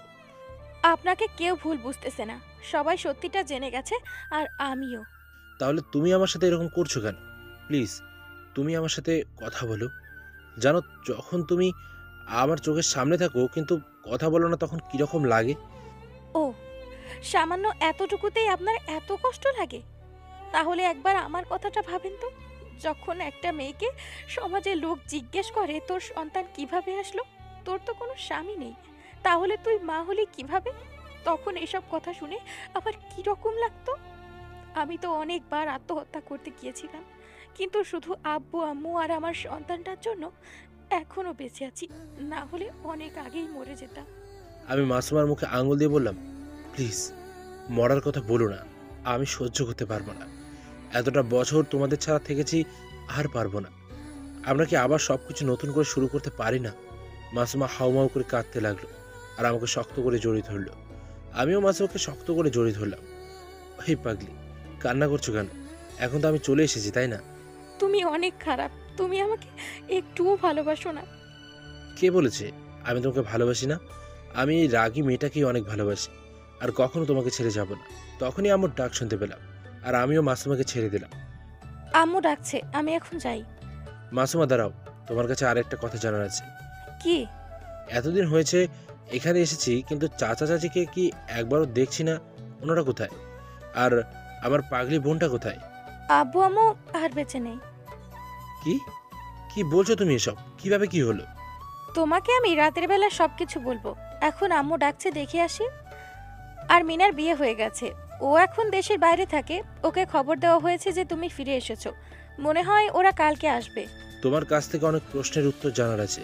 এখন যাও, রাতে ছাদে বসে তোমার সাথে কথা বলবো। ওকে। রাতের বেলা ছাদের উপর বসে আছি, পাশে মাসুমা। হ্যাঁ বলো, কি জানতে চাও তুমি? ঈশান কোথায়? রুমে ঘুমাচ্ছে। আচ্ছা, এখন তুমি আমাকে সবকিছু বলবে। আমি চলে যাওয়ার পর এখানে কি কি হয়েছে। ওকে। তুমি চলে যাওয়ার পর 4 মাস পর আমি যখন কলেজে যাই, তখন আমাদের কলেজের একটা ছেলে ছিল না, রকি, ও এসে আমাকে প্রপোজ করে, কিন্তু আমি ওর প্রপোজে রাজি হই না। তখন ও আমাকে একটা থাপ্পড় দিয়ে বলে, তোকে ভালোবাসি বলে মজিবরকে একটা মিথ্যে অপবাদে ফাঁসিয়ে ওকে বাসা থেকে বের করেছি। এখন তুই আমার প্রপোজাল রিজেক্ট করছিস? কি মিথ্যা অপবাদ মানে? হ্যাঁ, মিথ্যা অপবাদ। ওই দিন যখন মুজিবর ওর বন্ধুর বোনের জন্মদিনের পার্টি থেকে বাসায় আসছিল, তখন আমি কিছু লোক দিয়ে ওকে অজ্ঞান করে একটা জায়গায় নিয়ে আসি। ওখানে একটা মেয়ের সাথে এমনভাবে পিক তুলেছি যেটা দেখে সবাই বিশ্বাস করবে যে মজিবর ওই মেয়েটার সাথে খারাপ কিছু করেছে, তাই হয়েছিল। তোরা সবাই বিশ্বাস করেছিলি। তার মানে মুজিবর ওই দিন কিছু করেনি? তুই কেন করলি এরকম? তোর জন্য মুজিবর আজকে আমার থেকে এত দূরে। তোকে তো আমি রকিকে একটা থাপ্পড় মেরে দিই। তারপর রকিয়ে যখন আমাকে মারতে যাবে, তখন ওখানে কলেজের প্রিন্সিপাল চলে আসে, আর প্রিন্সিপাল এসে এগুলো দেখে নেয়। তারপর রকিকে কলেজ থেকে বের করে দেয়। এরই কিছুদিন পর জানতে পারি আমি মা হতে চলেছি। ওই দিন আম্মু আমাকে অনেক মেরেছিল। তারপর যখন আমি বলেছিলাম আমার পেটের সন্তান তোমার, তখন বড় আম্মু আর বড় আপু আমাকে তোমাদের বাসায় নিয়ে আসে। অনেক লোকে অনেক কিছুই বলেছে, আমি ওদের কথায় কান দেইনি। আর আব্বু আম্মু এখন আমার নানুর বাসায় গিয়েছে। আর কিছু মাস আগেই আমার ডাক্তারি পড়া কমপ্লিট হয়েছে। আর তুমি যে হসপিটালে ভর্তি ছিলে, আমি ওই হসপিটালে ডাক্তারি করি। প্লিজ আমাকে ক্ষমা করে দাও। যে সময়টা তোমার সাথে থাকা উচিত ছিল ওই সময়টা আমি তোমার সাথে ছিলাম না। আমি প্রমিস করলাম আর কোনোদিনও তোমাকে ছেড়ে যাব না। দেখলাম মাসুমার চোখে জল। অনেক রাত হয়েছে, এখন যাও গিয়ে ঘুমিয়ে পড়ো। মাসুমাকে ওর রুমে পাঠিয়ে দিয়ে আমি ছাদে কিছুক্ষণ বসে থাকলাম। যখনই ছাদ থেকে নেমে আসবো তখনই আমার মোবাইলে একটা কল আসলো। হ্যালো, কে? কিরে, নিজের পরিবার পেয়ে তো তুই আমাকে ভুলে গেছিস? তোর জন্যই আজকে আমি আমার পরিবারকে ফিরে পেয়েছি। এখন তোকে ধন্যবাদ দেবো নাকি তুই যেগুলো অন্যায় করেছিস তার জন্য তোকে শাস্তি দেবো সেটাই ভাবছি। ধন্যবাদ দিয়ে কাজ হবে না। তোর জন্য একটা গুড নিউজ আছে। আগেরবার তো খুন করার পর তোকে বলেছিলাম, কিন্তু এখন তোকে খুন করার আগেই বলছি। কালকে দুটোকে মারতে চলেছি। কালকে তো হলি, মনে আছে তো? ওদের আমি তখনই মারবো। চাইলে ওদেরকে তুই বাঁচিয়ে নে। কালকে দুপুর 1টার সময় এই জায়গায় চলে আসিস। এবারও কল কেটে দিল। আমি মিঠুনকে কল দিলাম। হ্যালো মিঠুন, কি করছিস? রুমে শুয়ে ফেসবুক দেখছি। আর তোর শরীর এখন কেমন আছে? হ্যাঁ, আমি ভালো আছি। আর শোন, ওই দিন তো আমি অ্যাক্সিডেন্ট করেছিলাম, তাহলে আমাকে হসপিটালে নিয়ে গেল কে? মিম যখন এসে আমাকে বলল তোর মোবাইলের লোকেশন অনুযায়ী আমাকে যেতে, তখন আমি তোর মোবাইলের লোকেশন অনুযায়ী আমি ওখানে গিয়ে দেখি তুই রক্তাক্ত অবস্থায় পড়ে আসিস। তারপর আমি তোকে হসপিটালে নিয়ে যাই। ও আচ্ছা, কালকে তুই আমার বাসায় চলে আসবি, তোকে নিয়ে একটা জায়গায় যাব। ওকে। আমি কল কেটে দিয়ে নিজের রুমে চলে আসলাম। পরের দিন আমি আর মিঠুন দুজনেই ওই জায়গায় আসলাম, যে জায়গার ঠিকানা ওই অজানা লোকটা দিয়েছিল। এখন তুই এদিকে যা আর আমি এদিকে যাচ্ছি। আর ব্লুটুথ কানেকশন রাখবি কিন্তু। অনেকক্ষণ ধরে ওই জায়গা ঘুরে দেখছি, কিন্তু কোনো সন্দেহের মতো দেখলাম না। হঠাৎই একটা বিল্ডিংয়ের ওপর আমার নজর গেল। দেখলাম দুটো লোক একসাথে বিল্ডিংয়ের ওপর দাঁড়িয়ে আছে। আমি ওদেরকে চিল্লিয়ে ডাকতে লাগলাম, কিন্তু সবার চিল্লাচিল্লির জন্য মনে হয় ওরা আমার আওয়াজ শুনতে পারছে না। মিঠুন, ওই 4তলা বিল্ডিংয়ের উপরে দেখ, দুজন লোক দাঁড়িয়ে আছে। জলদি করে ওই বিল্ডিংয়ে আয়, আমিও আসছি ওখানে। দৌড়িয়ে ওখানে যেতে লাগলাম। ছাদের কাছে যাওয়ার সাথে সাথেই দেখলাম দুটো লোক ছাদ থেকে পড়ে গেল। তখনই দেখলাম পাইপ দিয়ে একটা লোক নামছে বিল্ডিং থেকে। তাই আমি ওই লোকটাকে গুলি করলাম, কিন্তু আবার গুলি মিস হলো। ওই লোকটা দৌড়ে পালিয়ে গেল আর আমি ওর পেছনে দৌড়তে লাগলাম। আজকে ওকে কিছুতেই পালিয়ে যেতে দেওয়া যাবে না। ওর পেছন দৌড়তে দৌড়তে এক পর্যায়ে ওকে আমি পেছন থেকে ধরে ফেলি। লোকটা তখনই আমাকে ঘুরে একটা ধাক্কা দিল, কিন্তু ওর গলায় একটা চেন আমার হাতে চলে আসলো। আমি গিয়ে একটা লোকের গায়ে পড়ে গেলাম। উঠে যখনই তাকালাম তখন আর ওই লোকটাকে দেখতে পেলাম না। আমার হাতের চেন আমি পকেটের ভেতরে রেখে দিলাম। তখনই আমার মোবাইলে কল আসলো। আজকে থেকে শান্তিতে থাকতে পারিস। আমার প্রতিশোধ শেষ হলো আজকে। মনে হয় তুই আমাকে আর ধরতে পারবি না। Good bye. আর তুইও শুনে নে, তোকে আমি ধরেই ছাড়বো। আমাদের দেখা জলদি হতে চলেছে, আর তুই দোয়া করিস যাতে আমাদের দেখা তোর সাথে না হয়, কারণ যেদিন তোর সাথে আমার দেখা হবে তোর অবস্থা এরকম করবো যেটা তুই ভাবতেও পারবি না। ঠিক আছে, আমিও তোর অপেক্ষায় থাকলাম। আমি মিমকে কল দিলাম। মিম, তুই কোথায় আছিস এখন? কোথায় আবার? তুই নিজেই তো আমাকে নানুর বাসায় পাঠিয়ে দিয়েছিস। এখন আমি নানুর বাসায় আছি। তুই বাসায় চলে যা, মিশন কমপ্লিট হয়ে গেছে। মানে তুই খুনিকে ধরে ফেলেছিস? ধরতে পারিনি, কিন্তু আজকে তার আওয়াজ শুনে বুঝে গেছি যে সে তোদেরকে আর এখানে থাকতে হবে না। বাসায় চলে যা, স্যারকে আমি সব বলে দেব। আমি কল কেটে দিলাম। মিঠুন, তুইও বাসায় চলে যা, আর তোকে যখন আমার প্রয়োজন হবে তখন আমি কল দিয়ে তোকে বলবো। ওকে, কিন্তু তুই তো বললি না যে তুই কিভাবে পুলিশ হলি। বলবো, কিন্তু এখন না। সবাইকে একসাথে বলবো, আর ওই খুনিটাকেও ধরে নিই। তারপর সবাইকে পাঠিয়ে দেওয়ার একটাই কারণ রয়েছে, কারণ আমি যাকে সন্দেহ করেছি সে আমার অনেক কাছের একজন। আমি পকেট থেকে চেনটা বের করলাম। আমি যার উপর সন্দেহ করেছি এই চেনটা তারই। আর কিছু না ভেবে আমি বাসায় চলে আসলাম। তারপর গোসল করে একটু ঘুমিয়ে নিলাম। ঘুম থেকে উঠে আমি ডিআইজি স্যারকে কল দিলাম। আসসালামু আলাইকুম স্যার। ওয়ালাইকুম আসসালাম। তুমি কেমন আছো? জি স্যার, ভালো আছি স্যার। এখানে আরও দুটো খুন হয়ে গেছে, আর খুন হবে না। তুমি কিভাবে জানলে যে আর খুন হবে না? স্যার, আপনি আমাকে বিশ্বাস করেন না? এখানে বিশ্বাসের কি আছে? আমি বললাম তো আর খুন হবে না। আর যদি কোনো একটা খুন হয় তাহলে আমি চাকরি থেকে রিজাইন দেব, কথা দিলাম। ওকে স্যার, তাহলে এখন আমি রাখছি বলেই কল কেটে দিলাম। তখনই রুমে ঈশান আসলো। আব্বু, চলো না আমরা বাইরে থেকে ঘুরে আসি। আজকে না আব্বু, আমরা অন্য একদিন যাব। আজকে তোমার আব্বুর অনেক কাজ আছে, তাই আমরা অন্য কোনো দিন যাই। ঠিক আছে আব্বু। ঈশান চলে গেল আর আমি আব্বু আম্মুর রুমে চলে আসলাম। আব্বু, আসতে পারি? আমাদের রুমে আসলে কি তোর পারমিশন নিয়ে আসতে হবে? না, ওসব বাদ দাও এখন, যেটার জন্য আসলাম সেটা বলি। হ্যাঁ বল, কি বলবি? আর তোর সাথেও আমাদের কথা আছে। তোর আম্মুর সাথে ওই বিষয় নিয়ে এক্ষুনি কথা বলছিলাম। তোমার গাড়ির চাবিটা দাও আমাকে, এক্ষুনি এক জায়গায় যেতে হবে। আর তোমাদের কথা আমি পরে শুনবো। পরে শুনতে হবে না, এক্ষুনি বলছি, শুনে যা। আচ্ছা বলো। আজকে তোর চাচা চাচির সাথে তোর বোনও আসবে, তাই আমরা দুজনে ডিসাইড করেছি এই শুক্রবারে তোর আর মাসুমার বিয়ে দেব। তুই কি বলিস? তোমাদের যা ভালো মনে হয় তাই করো, আর আমি এখন আসি। আব্বু আম্মুর রুমে আর না থেকে আমি সোজা এক জায়গায় চলে আসলাম। জায়গা না, একজনের বাড়ির সামনে চলে আসলাম। বাড়ির কলিং বেল বাজাতে লাগলাম। কিছুক্ষণ পরে একজন দরজা খুলে দিল। আসসালামু আলাইকুম আন্টি, বিকি আছে? ওয়ালাইকুম আসসালাম। হ্যাঁ বাবা, বিকি আছে বাড়িতে। আর তুমি মজিবুর না? জি আন্টি। আচ্ছা, ও কোন রুমে আছে? ও নিজের রুমে আছে। যাও তুমি গিয়ে ওর সাথে কথা বলো, আমি তোমার জন্য কিছু চা নাস্তা নিয়ে আসছি। না না, ওসবের কোনো দরকার নেই, আমি এখনই চলে যাব।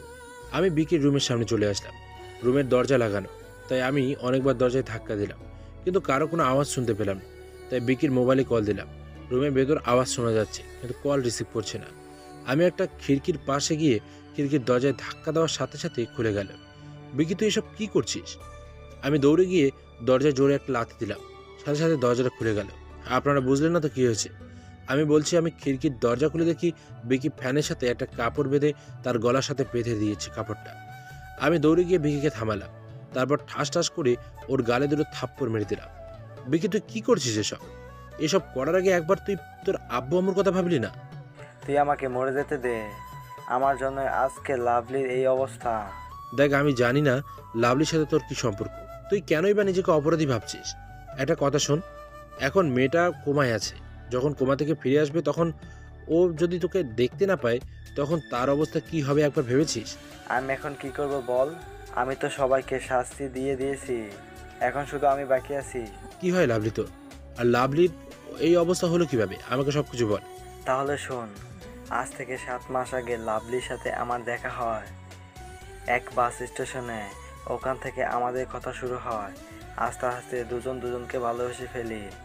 লাভলির বিষয়ে যখন আব্বু আম্মুকে বলি তখন ওরাও রাজি হয়ে যায় আমাদের বিয়ে দেওয়ার জন্য। সব কিছুই ভালোই চলছিল, কিন্তু হঠাৎ একদিন আমি আর লাভলি দুজনে ঘুরতে যাই। ওই দিনই কলেজ থেকে 3 হারামি মিলে আমার চোখের সামনে ওকে দর্শন করে। বিশ্বাস কর দোস্ত, অনেক চেষ্টা করেছিলাম ওকে বাঁচানোর জন্য, কিন্তু বাঁচাতে পারিনি। তারপর পুলিশ ওদেরকে অ্যারেস্ট করার বদলে আমাকে অ্যারেস্ট করে নিয়ে যায়। দুজনের মৃত্যু সাকিব জন্য আমার জেল হয়, কিন্তু জানি না কে যেন আমাকে 10 দিনের পর জেল থেকে বের করে নেয়। 1 মিনিট, 3টা ছেলে ছিল মানে? তাহলে ওখানে কি রকি ছিল না? না। তাহলে তুই রকিকে মারলি কেন? কিছু প্রবলেমের জন্য বিকির ভয়েসটি পরিবর্তন করা হলো।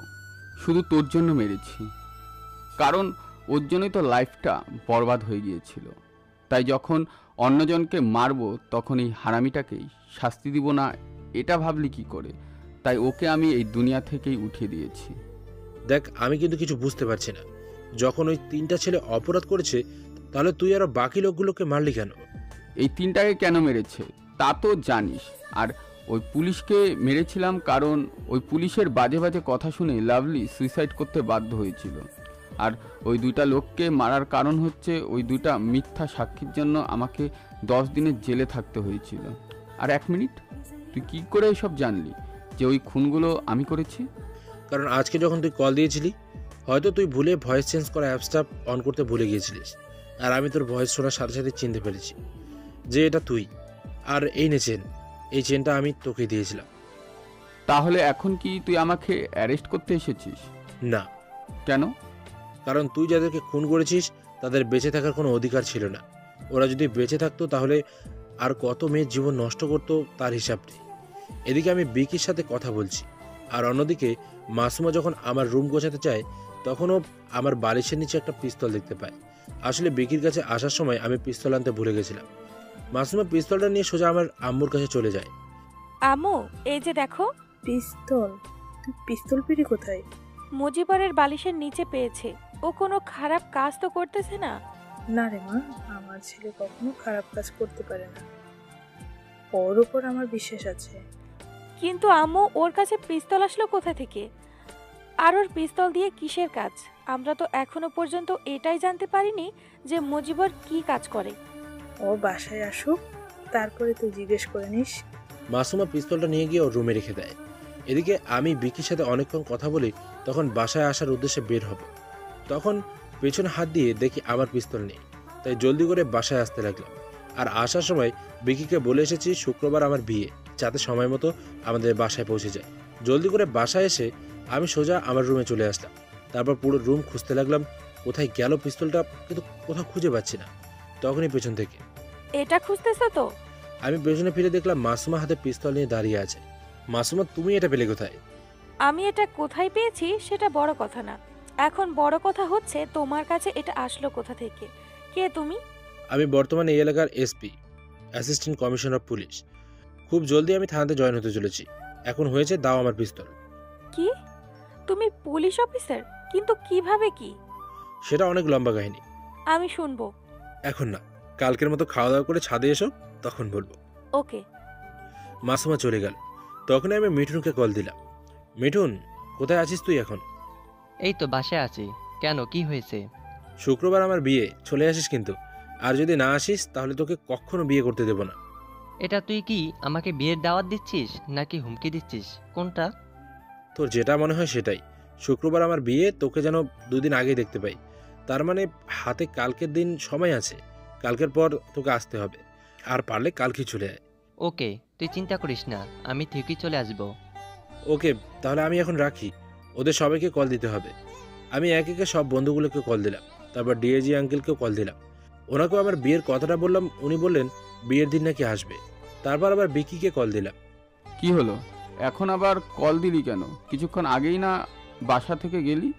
তুই এক্ষুনি চাচার দোকানের সামনে আয়, দুজনে মিলে মিজানদার বাসায় যাব। তুই অপেক্ষা কর, আমি এক্ষুনি আসছি। তারপর আমি আর বিকি একসাথে মিজানদের বাসায় গেলাম। তারপর 3 বন্ধু মিলে অনেকক্ষণ আড্ডা দিলাম।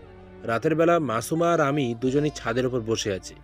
হ্যাঁ, এখন বলো তুমি পুলিশ অফিসার হলে কিভাবে? আমি যখন বাসা থেকে চলে যাই, তারপর আপনারা তো সবই জানেন কি হয়েছিল, আর তাই ওদেরকে সংক্ষেপেই বলে দিলাম। কি হয়েছিল ওই রাতে? ওই দিন কাজ শেষ করে বাসায় আসতে অনেক রাত হয়েছে। রাতের বেলা যখন আমি একা একা বাসায় ফিরছিলাম, তখন হঠাৎ একটা গুলির আওয়াজে আমি থেমে যাই। আর আমার পায়ের নিচে কিছু একটা পড়ে থাকে, যেটা দেখে আরও বেশি অবাক হয়ে যায়, কারণ আমার পায়ের নিচে একটা পিস্তল পড়েছিল। আমি ওটা হাতে নিয়ে সামনের দিকে এগিয়ে যাই কি হয়েছে সেটা দেখার জন্য। আমি ওখানে গিয়ে দেখতে পাই 2 লোক হাতে পিস্তল নিয়ে একটা লোকের দিকে তাক করে রেখেছে। লোকটার গায়ে পুলিশের পোশাক ছিল। তখনই আমি বুঝে যাই লোকটা একজন পুলিশ। আর সামনে যে দুজন দাঁড়িয়ে আছে তারা হয়তো কোনো গুন্ডা টাইপ লোক হবে।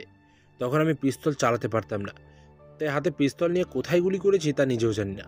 আমার গুলির আওয়াজ শুনে ওই লোক দুটো পালিয়ে যায়। ওই লোক দুটো হয়তো ভাবে এখানে আরও পুলিশ চলে এসেছে, তাই ওরা পালিয়ে যায়। তখন আমি ওই লোকটার কাছে যাই। লোকটা আমাকে জিজ্ঞেস করে, কে তুমি, আর তুমি এই পিস্তল পেলে কোথায়? আমি তো কাজ শেষ করে এখন বাসা যাচ্ছিলাম, তখনই একটা গুলির আওয়াজ শুনি, তাই আমি এখানে আসি। এখানে আসার পথেই পিস্তলটা আমার পায়ের সাথে লাগে, তাই আমি এটা নিয়ে আসি। কি কাজ করো তুমি? আমি এই রেস্টুরেন্টের ওয়েটারে কাজ করি। তোমার মতো এমন একজন সাহসী ছেলেকেই আমি খুঁজছিলাম। আমার সাথে যাবে তুমি? কোথায়? আমার বাসায়। আজকে তুমি আমার জীবন বাঁচিয়েছো। আমি তোমার এই ঋণ কখনোই শোধ করতে পারবো না, তাই আমি তোমার জন্য কিছু করতে চাই। তোমাকে আমার মতো একজন পুলিশ অফিসার বানাতে চাই। তুমি না করবে না প্লিজ? ওই রাতে আমি কিছু না ভেবেই রাজি হয়ে যাই। আমি আঙ্কেলের বাসায় চলে যাই। ওখানে কিছুদিন ভালো কাটলেও পরের দিনগুলো ভালোভাবে কাটেনি, কারণ কোনো একটা কারণে আন্টি আমাকে দেখতে পারতো না। ওই বিষয়টা যখন আঙ্কেল খেয়াল করতে পারে, তখন উনি আমাকে অন্য একটা জায়গায় থাকার ব্যবস্থা করে দেয়। আর আমার সকল পড়াশোনার খরচা উনি ওঠায়। তারপর আস্তে আস্তে পড়াশোনা শেষ হয়। যখন আমি পুলিশের ট্রেনিং দিই, তখন আমি একজন সিক্রেট পুলিশ অফিসারের চাকরি পাই, যে নাকি আড়াল থেকে মিশন কমপ্লিট করে। আরও অনেক কাহিনী ছিল, কিন্তু গল্পটা অনেক বড় হয়ে যাচ্ছে, তাই সংক্ষেপে করে দিলাম। এভাবেই দেখতে দেখতে পুরো 6টি বছর কেটে যায়। এরই মধ্যে মিঠুন, কুদ্দুস, মিম তাদের সাথে পরিচয় হয়। এই ছিল আমার পুলিশ হওয়ার কাহিনী। সব দোষ আমার। ওই দিন যদি আমি তোমার কথা শুনতাম, তাহলে তোমাকেও এত কষ্ট করতে হতো না, আর আমাকেও এত দিন এত কষ্ট সহ্য করতে হতো না। ওসব বাদ দাও। যা হয়ে গেছে তা তো বললেই আর পাল্টানো যাবে না। এখন এটা ভাবো আমাদের ছেলেকে কীভাবে বড় করা যায়। ও যখন বড় হবে আমি ওকে একজন পুলিশ অফিসার বানাবো।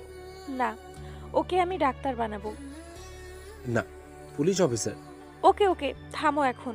ও বড় হয়ে যা হতে চাইবে ওকে তাই বানাবো। ওকে ঠিক আছে, এখন রুমে যাও, অনেক রাত হয়েছে। মাসুমা রুমে চলে গেল আর আমি ছাদে দাঁড়িয়ে আরেকটা সিগারেট খেয়ে নিজের রুমে চলে আসলাম। আজকে আমার বিয়ে হলো, ভাসুর ঘরে যেতে চাইছি, কিন্তু মিঠুর, কুদ্দুস, মিম, বিকি, মিজান আরও অনেকে আছে। ওরা কেউ আমাকে রুমের ভেতরে যেতে দিচ্ছে না। মিঠুন যেতে দিচ্ছে না, ও বলছে আমি কীভাবে পুলিশ অফিসার হয়েছিলাম এটা ওকে এখন বলে শোনাতে হবে। ওদেরকে অনেক বুঝিয়ে শুনিয়ে এখন আমি রুমের ভেতরে আসলাম। রুমটা অনেক সুন্দর করে সাজিয়েছে। আমি রুমের ভেতরে প্রবেশ করেছি, এটা মাসুমা টের পেয়েই এসে আমাকে সালাম করলো। আমি মাসুমাকে উঠিয়ে বুকের সাথে জড়িয়ে ধরলাম। আরে পাগলি, তোমার জায়গা আমার পায়ে না, আমার এই বুকে। আচ্ছা চলো না 2 রাকাত নামাজ পড়ে নেই। দুজনেই নামাজ পড়ে আসলাম। মাসুমা, ঈশান কোথায়? ঈশান ওর দাদা দাদির কাছে আছে। আমরা কি বাসর করব না? করবো তো। যদি বাসন না করি তাহলে আমাদের ঈশিতাকে আনবো কি করে? এদিকে আসো বউ, তোমাকে একটু আদর করি। এই মিয়ারা, আর কি শুনতে চান? আর শুনতে চাইলেও বলতে পারবো না, কারণ আপনাদের এই লেখক সাহেব এখনো বিয়ে করেনি। তাই আজকের মতো এখানে গল্পটা শেষ করলাম। আল্লাহ হাফেজ।